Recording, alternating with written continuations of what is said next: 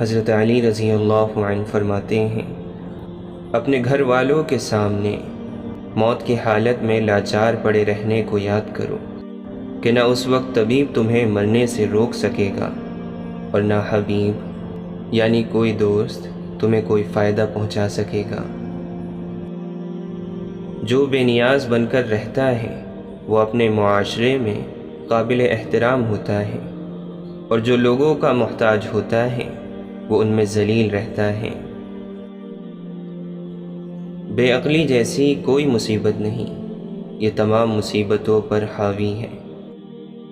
جس کو نرم دلی مل گئی اس کو ایمان مل گیا۔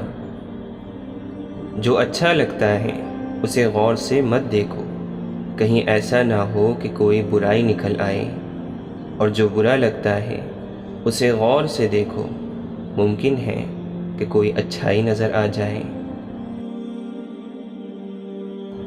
حضرت علی رضی اللہ عنہ فرماتے ہیں، رہنمائی کے مقام پر آنے سے پہلے رہنما کو چاہیے کہ دوسروں کی تعلیم سے پہلے خود تعلیم حاصل کرے، اور لوگوں کو اپنی زبان سے ادب سکھانے سے پہلے خود ادب حاصل کرے۔ وہ آدمی جس کے لیے دنیا میں رہنا اور جانا برابر ہو وہ مومن ہے۔ واصف علی واصف فرماتے ہیں، کسی انسان کا دل جتنا دکھی کرو گے تو اپنے لیے اتنی ہی تکلیف پیدا کرو گے۔ گفتگو ہی بتا دیتی ہے کہ تربیت ہوئی ہے یا فقط پالا گیا ہے۔ یوں جوانی تباہ کرنے کا مجھ کو ہوتا نہ اختیار اے کاش۔ زندگی میں اس سے زیادہ دشوار کوئی بات نہیں کہ اپنی ذات سے کہا جائے تم شکست کھا چکی ہو۔ راستہ کبھی گم نہیں ہوتا، راستے پر چلنے والے گم ہو جاتے ہیں۔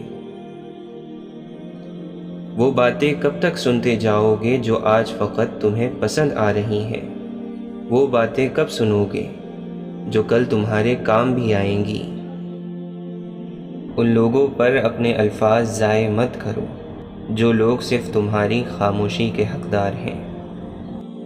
غلط راستے پر چلی جا رہی ہیں، ذرا بڑھ کے دنیا کو آواز دینا۔ ایک انسان دوسرے انسان سے مایوس ہو سکتا ہے، لیکن انسانیت سے مایوس نہیں ہونا چاہیے، اس لیے کہ انسان صرف زمین میں سانس لیتا ہے اور انسانیت زمانوں میں زندہ ہے۔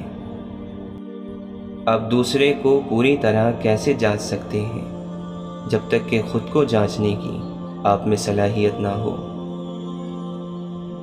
علم طے کرتا ہے کیا کہنا ہے، مہارت طے کرتی ہے کیسے کہنا ہے، طرز عمل طے کرتا ہے کس قدر کہنا ہے، اور عقل مندی طے کرتی ہے کہ کہنا بھی ہے یا نہیں۔ ایک مختصر سی وجہ ہے میرے جھک جھک کر ملنے کی، مٹی کا بنا ہوں غرور جچتا نہیں مجھ پر۔ کسی چیز کی چاہ میں اس چیز کو نہ بھول جائیے جو آپ کے پاس پہلے سے ہے۔ ناراضگی بھی کتنے مزے کا رشتہ ہے، انسان اگلے بندے کے دل اور دماغ میں رہتا ہے۔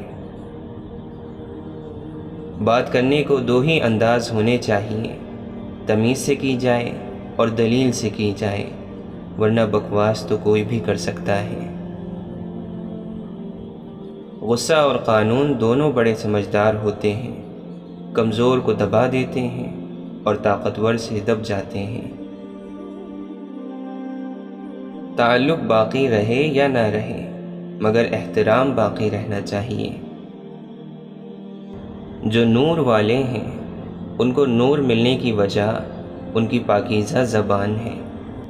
اپنی زبانوں کی حفاظت کرو اور اسے اللہ کے ذکر میں مشغول رکھو۔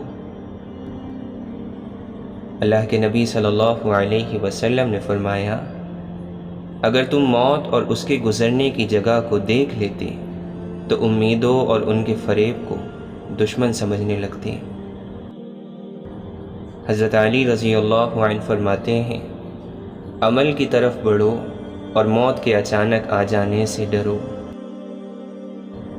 جو شخص عذاب کے وعدوں سے ڈرتا ہے وہ اپنے نفس سے دور ترین چیز قیامت کو نزدیک کر لیتا ہے۔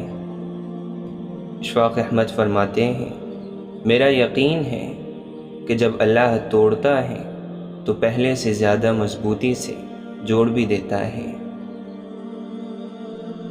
قدرت نے کس کو کس سے کب ملوانا ہے، اس بات کا فیصلہ وہ خود کرتی ہیں اور دیکھنے والے حیران رہ جاتے ہیں۔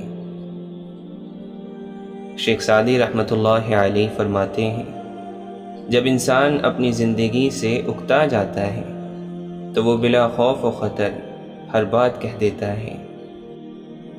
حضرت علی رضی اللہ عنہ فرماتے ہیں، کسی کا ساتھ چھوڑنے سے پہلے ایک بار ضرور سوچنا کہ اب تک آپ اس کے ساتھ کیوں تھے۔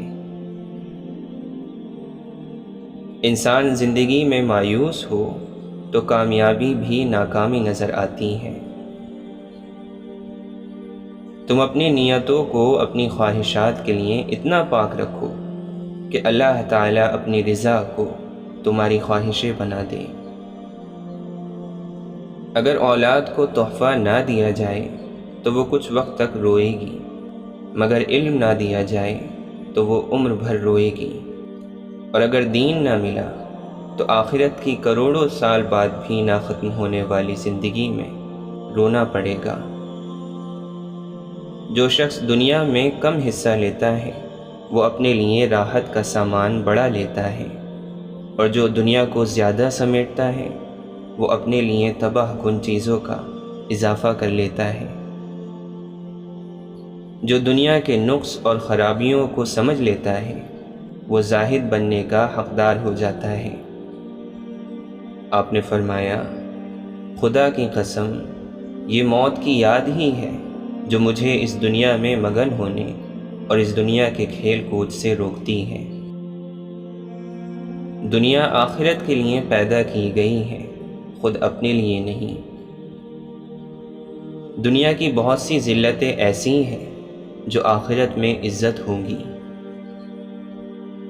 حضرت امام جعفر صادق رضی اللہ عنہ فرماتے ہیں، مومن اس دنیا میں پردیسی ہوتا ہے، دنیا کی ذلتوں سے گھبراتا نہیں ہے اور دنیا کی عزتوں کا خواہش مند نہیں ہوتا۔ حضرت علی رضی اللہ عنہ فرماتے ہیں، اپنے نفس میں غیبت کی عادت مت ڈالو کہ اس کا عادی بہت بڑا گناہ گار ہے۔ آپ نے فرمایا، مجھے تعجب ہے اس شخص پر جو لذتوں کے برے انجام کو جان چکا ہے لیکن پھر بھی پاک دامنی اختیار نہیں کرتا۔ دوست کا امتحان مصیبت میں ہوتا ہے، عورت کا امتحان غربت میں ہوتا ہے، دل کا امتحان عشق میں ہوتا ہے، آنکھ کا امتحان بازار میں ہوتا ہے، اور انسان کا امتحان قبر میں ہوتا ہے۔ حضرت علی رضی اللہ عنہ فرماتے ہیں، نیکی کو چھپانے سے اس کا اجر بڑھ جاتا ہے۔ اپنی باتوں کو بھی اپنے اعمال میں شمار کرو، جو کام خیر نہیں ہے ان پر کم گفتگو کرو۔ حضرت امام حسین رضی اللہ عنہ فرماتے ہیں، عقل مند ایسے شخص سے بات ہی نہیں کرتا جو اسے جھٹلا دے، اس سے مانگتا ہی نہیں جو نہ دے، اس پر اعتبار ہی نہیں کرتا جو غداری کرتا ہو، اور اس سے امیدوار ہی نہیں ہوتا جس نے اس کی امید کو بیچا ہو۔ حضرت علی رضی اللہ عنہ فرماتے ہیں، جو شخص دنیا کو طلب کرنے میں حد سے زیادہ بڑھ جاتا ہے وہ فقیر ہی مرتا ہے۔ جناب شیخ، یہ کیا ماجرا ہوا آخر؟ سنا ہے آپ کو کعبے میں بھی خدا نہ ملا۔ مومن کی خوشی اس کے رب کی اطاعت میں اور مومن کا غم اس کے گناہ پر ہوتا ہے۔ حضرت علی رضی اللہ عنہ فرماتے ہیں، دنیا کی زیب و زینت کمزور عقلوں کو برباد کر دیتی ہے۔ اپنی شہوت اور خواہشوں پر قابو پاؤ تاکہ تمہاری حکمت کامل ہو جائے۔